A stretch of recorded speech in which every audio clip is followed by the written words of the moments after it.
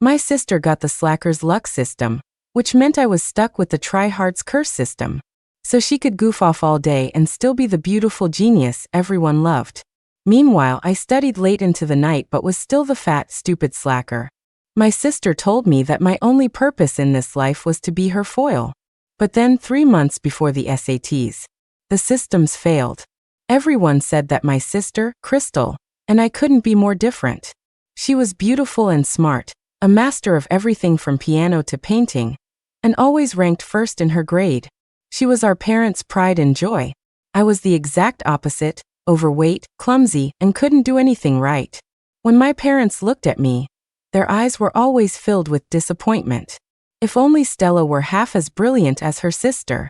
Whenever they said that, Crystal would stop them, walk over to me, and offer a gentle word of encouragement. Stella, if you just work hard, I'm sure you can be as amazing as me. When she said it, her eyes always twinkled with a strange, unreadable smile. I used to believe it, too, that if I just tried hard enough, I could close the gap between us. So to improve my grades, I'd stay up past midnight doing practice problems and reviewing notes. To look better, I'd go running and jump rope every day after school, eating only a tiny portion for dinner. But none of it worked. My grades were still at the bottom of the class. I just kept getting fatter. My parents, who once adored me, started looking at me with utter disappointment. Stella really can't do anything right. Ugh, if we had just had Crystal, life would be so much simpler. On holidays, my parents would come home with gifts, but they were always just for my sister. I was young back then and would foolishly run up to my dad, tugging on his sleeve. Dad, what about me? Did you forget me? He'd shake my hand off, annoyed. This is a reward for Crystal's excellence. She got first place and won a major award. What did you do? Once, when I had a high fever, my parents left me home alone to go to Crystal's parent-teacher conference. It wasn't even an important meeting, but they loved being praised as Crystal's parents. My friends started to dislike me too. No matter how hard I tried to win them back, they would ditch me for Crystal without a second thought. The whole world had abandoned me, except for Crystal.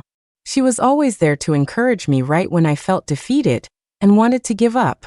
Maybe you're not trying hard enough, or maybe you're just not using the right method, she'd say gently.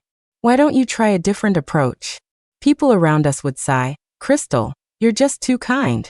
You're the only person in the world who hasn't given up on your sister. Yeah, if I were a hopeless case like Stella, I would have just killed myself and started over. Don't talk about my sister like that. Crystal would scold them with a frown before taking my hand. Stella, promise me you'll never stop trying. Okay? I'd nod fiercely, and my sister would smile. I always thought her smile was beautiful, until I learned the secret.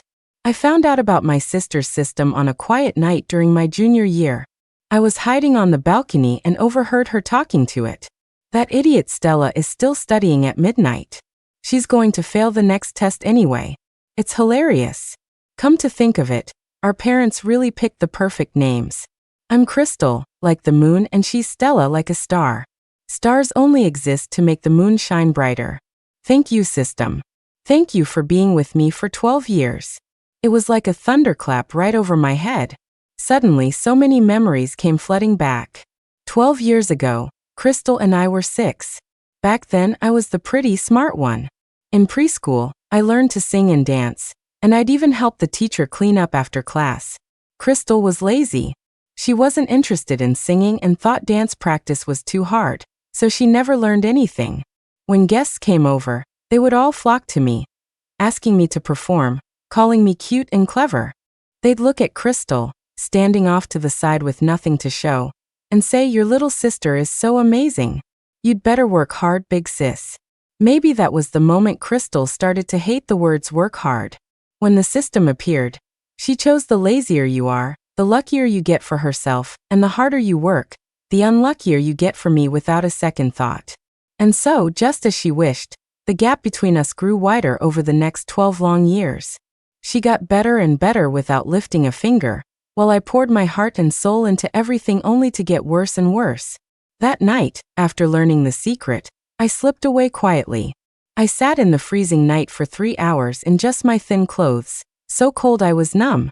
The only thing in my mind was the image of my sister's smile, as she encouraged me to work harder all these years. When I was little, I never knew what to call that look in her eyes when she smiled. Now I knew. It was pure malice. My sister, the person I trusted most. The one who always told me never to give up.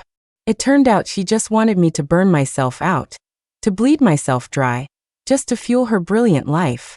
She was the star of this world, and my only function was to stand in the shadows, a backdrop to make her shine. But I refused. I had to change my own destiny. With nothing left to lose, I thought it over and went to the school's broadcasting room. With my hand on the switch for the PA system, I began to chant in my head. Calling the system, calling the system. No voice answered. It was my sister's system after all, not mine. But I knew that a power beyond this world must be able to detect my thoughts. Calling the system, it's fine if you ignore me.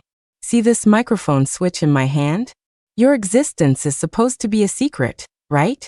So, if you don't answer me in 60 seconds, I'm going to broadcast your existence on a loop and post about it on every social media platform. I'll write to research labs and tell them to take your host, Crystal, and slice her up for study. 60, 59, 58. I only got to 50 before a crackling sound filled my head, followed by a weak voice. Don't do this. They won't believe you. How will we know if we don't try? What do you want? Swap my sister's system and mine. I can't do that. Once my functions are set, they can't be changed. I raised my hand to flip the switch. My lady. Please. The system wailed. How about this? What if I just don't do anything? Don't do anything? Right. The functions can't be changed, but they can fail. I thought about it. That meant from now on, the harder I worked, the luckier I'd get, and the lazier Crystal was, the unluckier she'd become. I mulled it over for a moment. One more thing. What?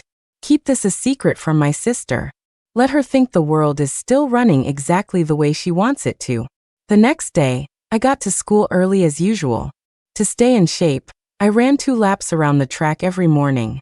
As I jogged, I saw Crystal and her 2 friends sitting in the stands, eating breakfast. Crystal, your sister's running again. Look at her, what a fatty. Her fat jiggles when she runs, ha ha ha. Crystal said carelessly, my sister just has a body that doesn't lose weight easily. Her friends chimed in, full of envy. Man, I'm so jealous of you, Crystal. You never stop snacking from chocolate to potato chips, and you never exercise, but you're still so stacked with a tiny waist, long legs, and even defined abs. That's what you call hitting the genetic lottery. She's one of those people who can eat whatever they want. How come your sister didn't get those genes? She can run all she wants and she'll never get thin. I ignored their chatter and kept my head down running. From today on, my runs wouldn't be useless anymore. Unlike before, when I just felt exhausted no matter how long I ran. This time I could feel the heat and sweat on my forehead. Calories were burning. Fat was melting away. I was going to get thin. After my run, I grabbed my backpack and headed to class. Then, as if remembering something, I turned back and looked at Crystal, who was lounging in the stands. Hey sis, don't be late for class. The stands went silent for 2 seconds, then erupted in laughter. Crystal, your sister's telling you to go to class. Even the dean doesn't care about that. Who does she think she is? Get lost, you loser. You wouldn't understand the world of a genius. It was true. The teachers at our school all turned a blind eye to Crystal skipping class. The reason was simple. She didn't attend class, do homework, or study, but she always aced every major exam and got the top score in the city. But her luck was about to run out. I shrugged and went to class by myself. I could hardly wait for the first lesson to begin. It felt so good to finally have knowledge sink into my brain. I studied like I was starving, planning to go home and do more practice problems. On the way, though, I ran into my sister arguing with the most popular guy in school, Caden. Caden's luxury car was parked nearby. It looked like he was trying to get my sister to go to a party with him. The moment Crystal saw me, she immediately came over and grabbed my hand. I'm not going. I'm going home with my sister. Caden was furious. He looked at me. Stella, you're the one stopping her, aren't you? How many more tricks are you going to pull just to hold on to that engagement? Oh right. I almost forgot. This rich kid, Caden, the guy Crystal was deeply in love with but never showed it, was my fiancé. When I was 5, I saved Caden's grandfather by calling 911 when he had a heart attack. As a reward, his grandpa arranged for me to be engaged to his grandson, Caden. Back then, Caden was always really nice to me. He'd stand in front of me when other kids tried to bully me. He'd carry me on his back when I scraped my leg. Other kids would tease him, but he never got mad. He'd share his snacks and toys with me and say matter-of-factly, "We're going to be a couple someday. What's mine is yours." Then Caden moved abroad and didn't come back until high school. The day I heard he was transferring to our school, I excitedly ran out to meet him. A huge crowd was surrounding Caden. As soon as they saw me, they started hooting, "Hey Caden, your fiancé is here." In the past, Caden would have just laughed along with everyone. But this time, his face was ice cold. He took one look at me and turned away in disgust. "All of you shut up. I don't know her." That day, I went home and locked myself in my room, crying for hours. My sister seemed to notice how sad I was and immediately came to comfort me. "No one can hate someone who is always nice to them," she said, her voice tempting. "If you just keep trying to be good to Caden, he'll definitely be good to you too." At the time, I believed her. So when Caden hurt himself playing basketball, I brought him some medicine. And what happened next? In front of everyone, Caden poured the entire bottle of red antiseptic all over my head. He looked at me, soaking wet, with a vicious smile on his face. The one thing I hate most in this world is a desperate suck-up. "Stella, don't make me sick." I ran away crying and told my sister what had happened. She just frowned and blamed me. "You just used the wrong approach and made him angry. I think you should write him a letter to apologize." I didn't want to, so my sister went to our parents and told them my inappropriate behavior had angered Caden, and the engagement might be called off. My parents panicked and forced me to write an apology letter and give it to him. Caden read the letter out loud to the entire class like it was a joke. And she says here, "I don't want to affect the relationship between our families." Stella, are you trying to use my grandpa to pressure me? Let me tell you, I'm not afraid of anything. Caden went home that day to call off the engagement, and only backed down after his grandpa threatened him with a cane. But he hated me even more after that. When my parents heard about it, they both sighed. If only it was our Crystal engaged to Caden. My sister said maturely, "Dad, Mom, I can't steal my sister's man. I won't do anything." And she really didn't do anything. But that just made Caden obsessed with her. That sister of Stella's, though, she's beautiful and has a personality. Caden started chasing after Crystal. The more she ignored him, the more curious he became. The colder she was, the more he thought she was special. In short, Crystal did absolutely nothing and effortlessly won the rich kid's fanatical devotion. Everyone said she wasn't just a natural-born genius, but a natural-born goddess. Only after I learned about the system did I finally understand my sister's plan. In my relationship with Caden, the harder I tried, the more he would hate me. And the colder and more rejecting she was, the more hooked he would become. That way, my engagement to Caden would eventually fall apart, and she could take my place and marry into his family. Just like right now, Crystal was still looking at Caden coldly. "I don't want to go to your birthday party. And also, stop coming to find me." With that, she turned to leave. In the past, this move always worked for Crystal. Following the usual script, Caden would become even more infatuated. He would stop her, pleading and coaxing her into the car. She would then get into the passenger seat of the luxury car with a reluctant expression, basking in the envious stares of all the other students. To give Caden time to stop her, Crystal walked away very slowly. And Caden did speak up. "Fine, don't go." He ran a hand through his hair, exasperated. "Always acting like I'm begging you. I get tired of it, too." I saw Crystal's steps falter. She couldn't help but turn back, staring at Caden in disbelief. Just as I wouldn't instantly become thin after the system failed, Caden's feelings for Crystal hadn't vanished either. Seeing her turn back, his expression shifted from cloudy to clear. "You do want to go, right? You're just playing hard to get with me." Caden opened the car door.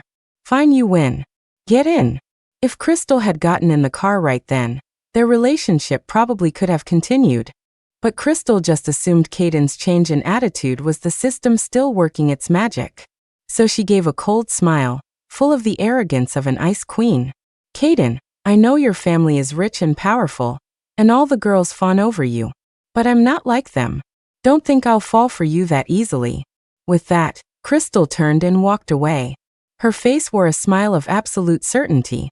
Normally, a rejection like that would make Caden find her even more unique.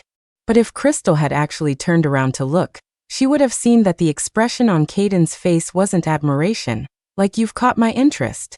On the contrary, he looked pissed. Getting into the passenger seat, Caden grumbled unhappily to his friend. Who does she think she is? Unfortunately, Crystal, who had already walked away, didn't hear Caden's comment. So she remained lost in her beautiful fantasy, thinking everything was going perfectly. Even though the system's responses had become noticeably vague lately, she hadn't paid it any mind.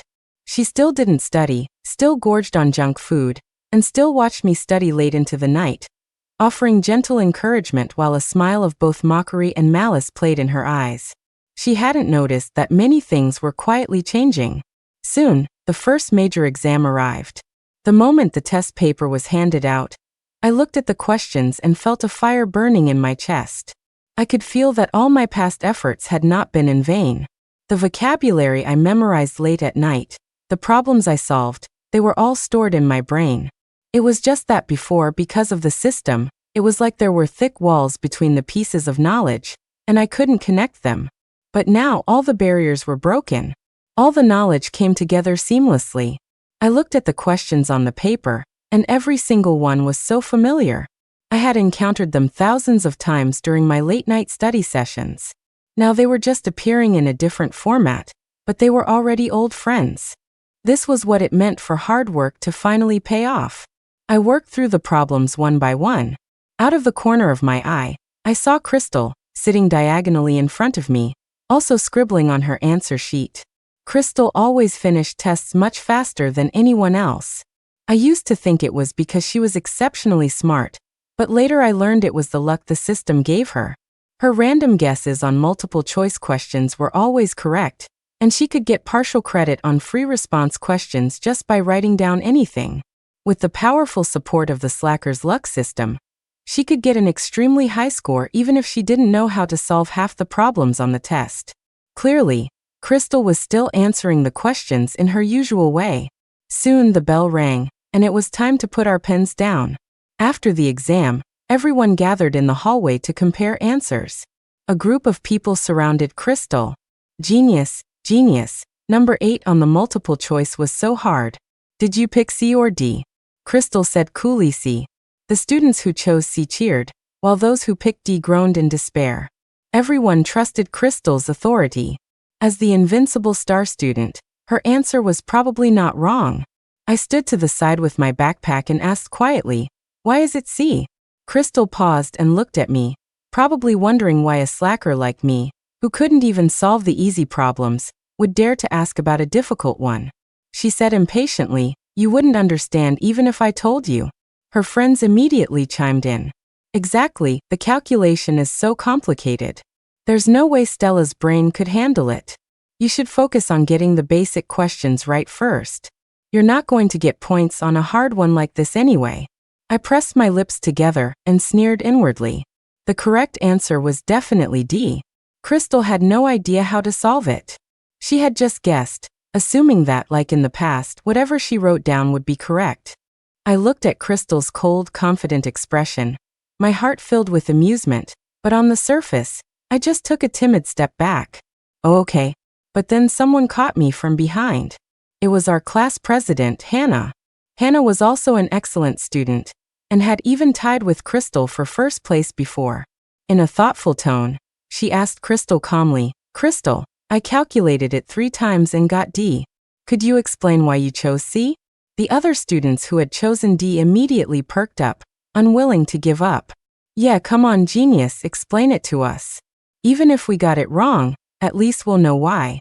Crystal's face turned pale. She couldn't explain it at all. She had just followed the rule. When in doubt, choose C. After a moment of silence, Crystal spoke coldly, "I'm tired. You can just look at the answer key or ask the teacher when it's released. It's not my job to tutor you. With that, she turned and walked away. In the past, Crystal had always been dismissive of her classmates, but her popularity never suffered. This time, however, Hannah was the first to frown. I was just asking. Even if she's a good student, she doesn't have to be so rude. Other students muttered in agreement. Yeah, Hannah, you're a great student too, but you're not arrogant like her. They walked towards the cafeteria, still discussing it. I was about to go eat by myself when I glanced over and noticed a bloodstain on Hannah's pants. After a moment's hesitation, I hurried over to her and whispered a quiet reminder. In the restroom, I handed Hannah a pad from my bag. You can tie your school jacket around your waist. I have a spare pair of sweatpants if you don't mind borrowing them. My voice was a little timid. In the past, every time I offered help, it was never well received. But this time, things seemed different. Hannah looked at me deeply, a hint of confusion in her eyes. Why did I always think you were hard to get along with? She scratched her head. That's weird. You're actually really nice. It was too complicated to explain, so I just smiled and started to leave. But Hannah called out to me. Are you going to the cafeteria, too? I turned around and received the first friendly smile I'd gotten since starting high school. Let's go together. And just like that, for the first time, I was part of the group. After the exam, while the papers were being graded, the class decided to go out for barbecue to relax. And I went along. When Crystal arrived, she found me sitting next to Hannah, chatting and laughing with a few other girls. Her eyes widened in shock. In the past, I never had any friends. My shy, unlikable personality was the perfect contrast to her popular girl image. But now here I was grilling chicken wings and drinking soda with everyone else. Where was the antisocial girl from before? Stella, Crystal said, frowning at me. What are you doing at a barbecue? Before I could answer, Hannah looked up with a puzzled expression. This is a class activity. Isn't Stella a student in our class? Crystal's expression froze for a second before she smiled gracefully. It's not that I don't want her to come. But you all know Stella's grades aren't good. She should be at home studying, not out at a party. As her sister, I'm just looking out for her. Before Crystal could say more, a girl next to her suddenly spoke up. Hey Crystal, have you gained weight? At her words, everyone's eyes shot to Crystal. And it was true. After the system disappeared, Crystal had kept up her old eating habits, stuffing her face with whatever she wanted. It wasn't obvious before when everyone wore loose school uniforms, but now that she was in her own clothes, everyone could clearly see the rolls of fat around her midsection. Crystal was horrified. She forgot all about questioning my sudden popularity and could only stare down at her own waist. Impossible, she muttered. I can't be gaining weight. It must be this shirt. At the same time, the girl who had spoken first looked at me. Wow, but Stella has lost so much weight. Crystal's head snapped up, her eyes wide with disbelief as she stared at me. I had indeed lost weight. With daily morning runs and a consistent, healthy diet, a month was enough to make a noticeable difference. After losing the thick layer of fat, my jawline became more defined.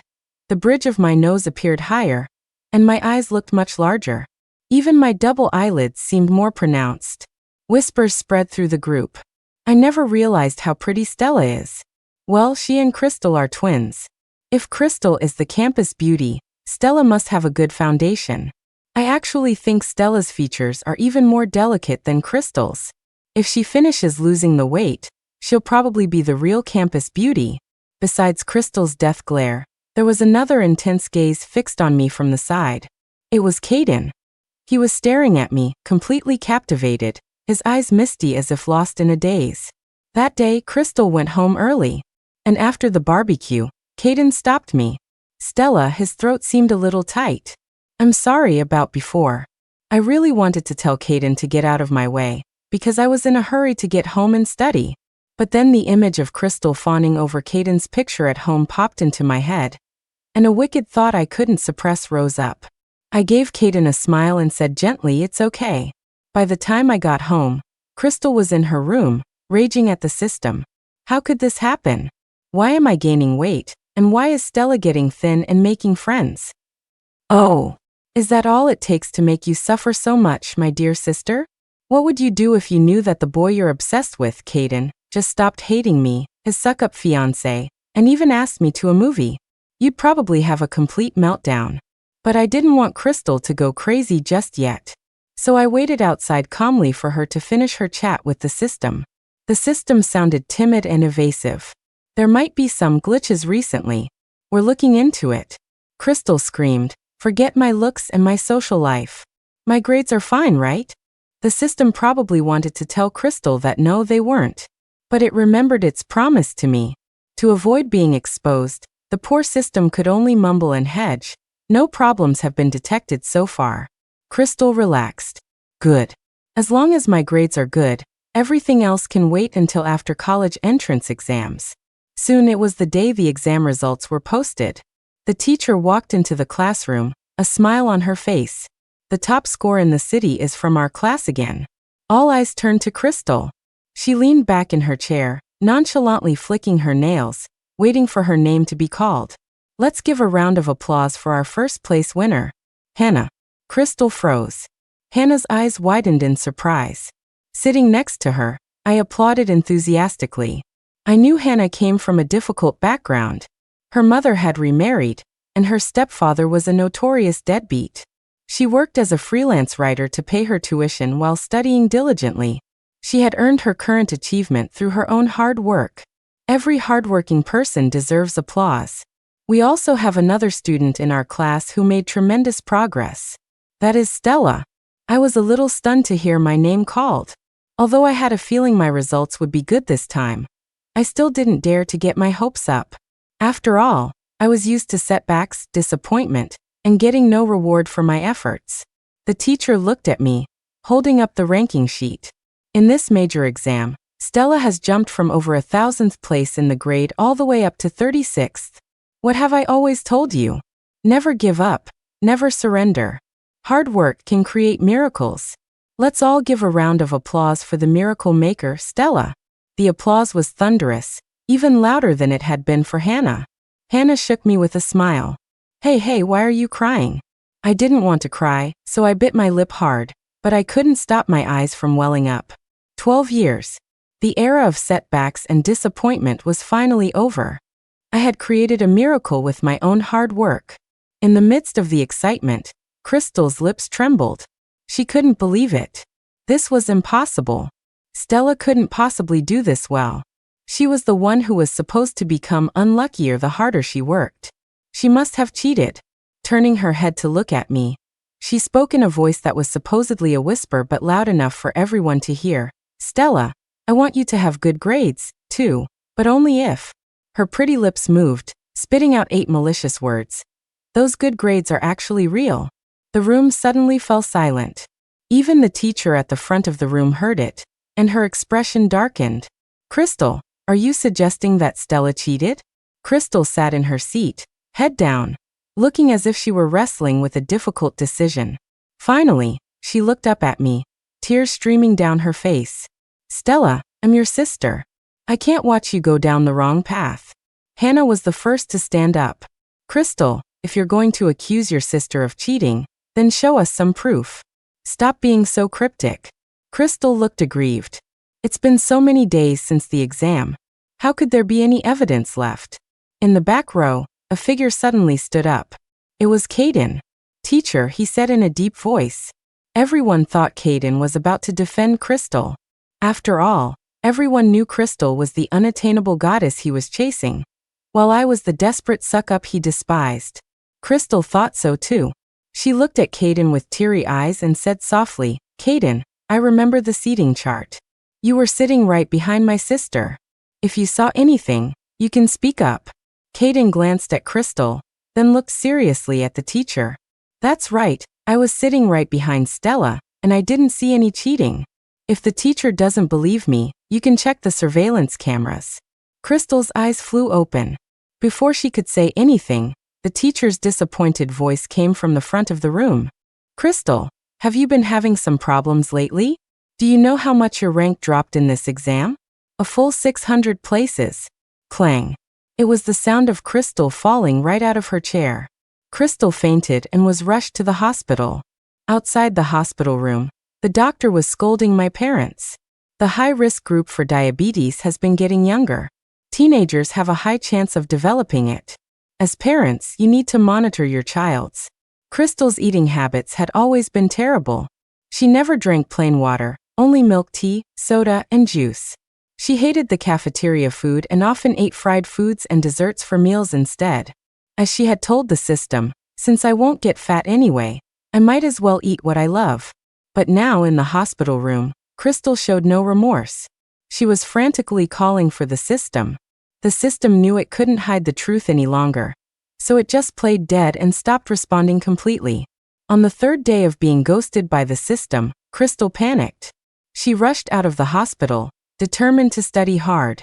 Although her last exam result was a huge step back, she had blamed it on her health. Since she had actually fainted and been hospitalized, many people believed her. The SATs were getting closer. The system couldn't help her now. She had to save her grades. I watched Crystal with cold eyes, watched her pull out all her blank workbooks and try to study. But a person's habits, ingrained over 18 years, are deeply rooted. Someone accustomed to getting everything for free cannot endure the hardship of earning things one step at a time. She couldn't wake up early for a morning run, nor could she stay up late cramming. For years, while I was studying, she was mindlessly scrolling through short videos. This fragmented way of consuming information had eroded her patience. She couldn't even maintain focus for long periods. In every practice test before the SATs, Crystal's scores got worse and worse. Meanwhile, I improved with each test, my rank climbing higher and higher. Finally, the day before the SATs arrived, Mom and Dad prepared breakfast for both of us.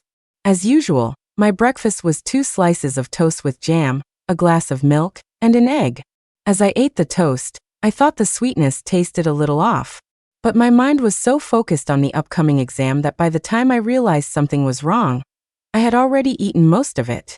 Crystal and I went to the testing center together. Lately, we had barely spoken.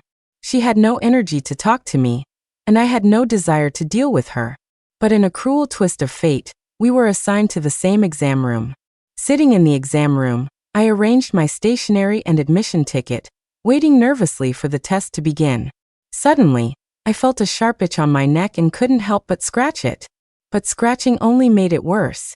I scratched harder, and when I pulled my hand away, my fingertips were bright red. I was bleeding. I was just about to raise my hand when the girl next to me gasped, "Teacher, I didn't hear the rest of her words. Because in the next second, I felt my throat swelling up, and it became hard to breathe. In the last moment, as I slumped from my chair to the floor, my final sight was of Crystal, who had turned around to look at me quietly. Her gaze was vicious and crazed. I understood. The message written in her eyes was, "If I'm going down, you're coming with me." My consciousness faded, and I passed out. I was in the hospital for 2 days. The exact 2 days of the SATs. This momentous national event, this battle for my destiny that I had fought for 12 years, just like that, slipped through my fingers. After the exam, Hannah and the others came to visit me, heartbroken. How could you suddenly have an allergic reaction in the exam room? The truth was simple. I'm severely allergic to mangoes, and that day, Crystal had mixed mango into my strawberry jam. She knew that if I entered that exam room, I would get a great score. My classmates would envy me, the teachers would praise me, and the principal might even hold a press conference to discuss how a failing student managed to turn her life around in just 3 months through sheer effort. And that was something she absolutely could not tolerate. When the scores came out, Crystal's were terrible too. The girl who had been first in the city multiple times now had a score that would only get her into a bottom-tier community college. I heard her outside my hospital room, explaining tearfully to our relatives. Stella and I were in the same room. When she suddenly got sick and was carried out, I completely lost focus. I couldn't even read the questions. All I could think about was whether Stella was okay. Most of our relatives didn't know about Crystal's rapid decline in the last 3 months, so they were all very understanding. Yes, Crystal has always been a great student. This must have really affected her. Crystal is such a good sister, so worried about Stella. Lying in my hospital bed, I silently clenched the corner of my blanket, my fingers turning white from the force. The family fell into discussion. My future was obvious: repeat the year and retake the exam. But for Crystal, they were divided. My parents both suggested that Crystal repeat the year too. After all, her grades had always been good enough for the Ivy League. For her to end up at a bottom-tier school was a real shame. Only Crystal insisted she didn't want to repeat, saying she would just go to the school she got into. My parents couldn't understand her choice, but I knew exactly why. Crystal couldn't handle the hardship of repeating a year. If she took the test again next year, her score might be even worse. After several rounds of trying to persuade her, my parents saw she was determined and had no choice but to agree with a sigh. Just when everyone thought the matter was settled, Crystal suddenly went to our parents the next day.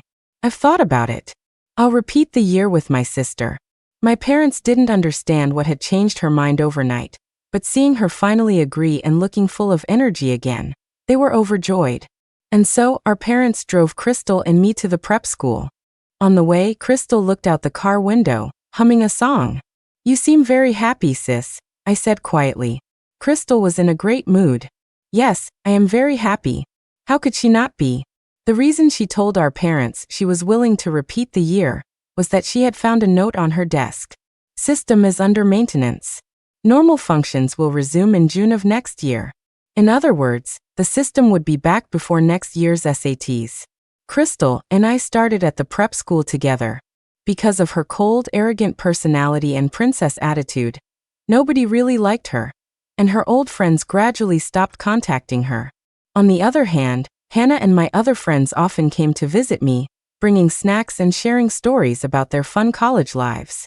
I continued to work hard, studying, exercising, and resting, maintaining a regular routine. With this effort, my grades got better and better, and my body became more and more fit. When my classmates talked about me, they would say I was smart, pretty, and popular. All the words once reserved for Crystal were now being used for me. In a way, I should thank Crystal. Last year, my grades were only good enough for a state university. But with more time this year, I broke through my previous limits and became a strong candidate for an Ivy League school. Crystal gritted her teeth at this, but was also full of confidence. "It's okay, Stella. You just keep working hard," she said with a smile. "This is probably the best time of your life." Perhaps because the system's return was near, Crystal no longer bothered to pretend with me. Her words were now filled with blatant malice. I didn't argue with her and continued to focus on my studies. Finally, the New Year's SATs arrived. This time, Crystal and I were assigned to different testing centers. My parents took her, and I took a taxi by myself. Sitting in the taxi, I closed my eyes and smiled quietly. Crystal must be so happy right now, right? She must be eagerly waiting for the system to save her, right? After all, she had slacked off for another whole year. According to the principle of the lazier you are, the luckier you get, she'd probably score high enough to be valedictorian this time. I took out my phone and made a video call to her. Crystal answered. Her voice was impatient. "What do you want?" I stared at the face on the screen. She looked terrible now, overweight, with acne, all her former beauty gone. I looked at that face and gave a soft, cruel smile. "Hey sis, let me tell you a secret. On July 29th of last year, I left a note for you on your desk." Crystal asked impatiently, "What note?" In the next second she froze. With immense satisfaction, I watched the storm of emotions crash through her eyes in that single moment. Then, before she could scream, I abruptly hung up the phone. I settled back into the taxi seat, a slight smile on my lips. The driver saw my smile in the rearview mirror and smiled back. "Good luck on your test today, kiddo. You look ready to ace it." I smiled back at the driver. "Thanks. I am." Meanwhile, I pressed the power button on my phone, which was vibrating non-stop with her incoming calls, and turned it off. "What's the point of calling me now? My dear sister. It's too late to realize the truth now. The system was never coming back. That note about the system being under maintenance wasn't from the system. It was from me. I printed it out and left it neatly on your desk. This was, indeed, my revenge on you. But sister, you actually had many chances to turn things around. If only you had doubted that piece of paper for a single moment. If only you had been willing to try and change yourself during this past year of prep school. Your ending wouldn't have been like this. But you didn't. A person who has taken a shortcut for 12 years can't find their way back to the right path. So I pointed you down a dead-end road. And you walked right onto it without a second thought. After the exam, I didn't go home. I went on a trip with Hannah. So, it was a long time before I found out what happened that year. Crystal had a complete breakdown in our parents' car. She screamed and cried, hysterically accusing me of ruining her life. In the end, our parents had to force her into the exam room. Her scores were disastrous. She didn't get into any college. As for me, I got into Harvard and became Hannah's schoolmate. After I started college, Caden came to see me. He arrived while I was in volleyball class. He waited for me with a sports drink, waving happily when he saw me. I walked over and took the drink from his hand. Then, in front of everyone, I poured it all over his head. Looking at the drenched Caden, I said 6 words. It was not okay. With that, I turned and walked away. I thought that would be the end of us. Given Caden's pride, he probably wouldn't come looking for me again. But I forgot, if he could be a suck-up for Crystal back then, he could be one for me now. Caden wasn't scared off by my actions. He kept texting me, hoping we could meet and talk. I thought about it. I had something to give him anyway, so I agreed. We met at a coffee shop near campus. Caden stared at me for a long time, his eyes gradually turning red. Stella, I'm sorry. I know you've never forgiven me, but I really, really like you. I'm being sincere. Please believe me. I looked at my own reflection in the glass. Long hair, slender figure, I was indeed someone who could be admired. Just like when I first met Caden at 5, wearing a puffy tutu, I was a likable little girl. But liking someone only when they are at their best is not enough.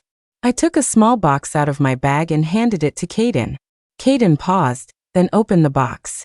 Inside was a ring woven from a blade of grass. So many years had passed that the grass had long since turned yellow and brittle. The moment Caden's finger touched it, the ring crumbled. Caden's eyes instantly turned red. You kept it. That was the engagement ring he gave me when we were 5. He had said that when we grew up, he would replace it with a diamond one. Yes, I always kept it. I smiled, finally feeling a sense of release. Today, I'm giving it back to you. Caden panicked, stammering, You're still mad at me for what happened back then, aren't you? But back then, I didn't even know what was going on with me. It was like some mysterious force was pulling me, making me hate you. I know that sounds weird, and you won't believe me, but it's true. I believe you, I interrupted him. Caden, I believe what you're saying. If it were just about you hating me, I could forgive that. Just like Hannah and the others, who were once manipulated by the system's power and didn't like me. But all they did was stay away from me, not be my friend. They never deliberately bullied me. Hating me might have been controlled by that force, but how you treat someone you hate reveals your true character, I said softly. Caden's throat tightened. He remembered what he had done to me. And I remembered too. I could never forget the cruelty in his eyes as he poured the red antiseptic over my head. I could never forget the mockery in his voice as he read my apology letter out loud. You can dislike a girl, but how you treat her shows whether you're a good person. An expression of extreme pain crossed Caden's face. He finally knew that there was no going back. I stood up and left, leaving him sitting there alone, lost in a long, deep regret.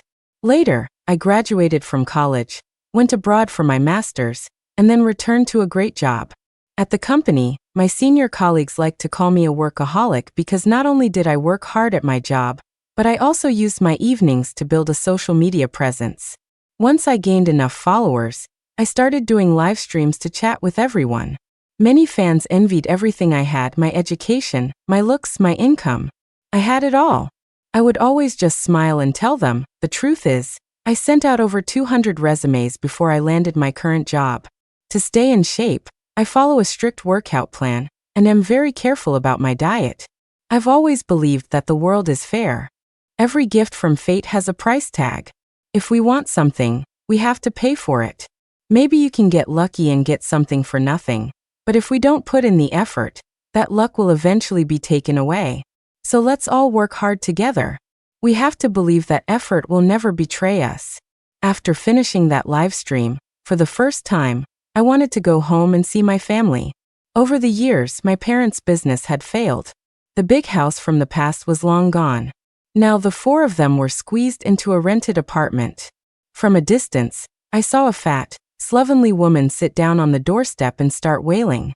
A man chased after her, probably her boyfriend.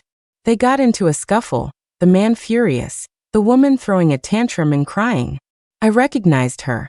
That woman was my sister, Crystal. The Crystal of today had lost every trace of her former beauty. She hadn't gone to college that year and never set foot in a school again. She refused to find a job and just stayed at home. When the mood struck, she would chat with people online, reminiscing about her glory days as the campus beauty. Her current boyfriend was probably one of the guys she tricked that way. After meeting in person, he felt completely scammed, and now they fought constantly. My parents stood to the side. They seemed used to this chaotic scene and couldn't be bothered to intervene anymore, just standing there in the bleak wind, sighing. If only we'd only had Stella. Yeah, our lives are so miserable. Many years ago, they used to say the same thing about me. If only they'd only had Crystal. This family had never given me any love. Fortunately, I had now escaped my roots and moved on to a bigger world. An old lady who was watching nearby walked over to me and clicked her tongue. This family, what a mess. She didn't even recognize that I was a twin to the crying woman on the ground. I finally realized that Crystal and I were completely, utterly different now. After crossing that fork in the road of fate, I had finally grown into a better version of myself. I smiled at the old lady, turned around, and left without ever stepping into that house again. The sky had turned completely dark by now, but my heart felt brighter than ever. I looked up at the sky. The moon was hidden behind the clouds. The sky was full of brilliant, shining stars. Yendi,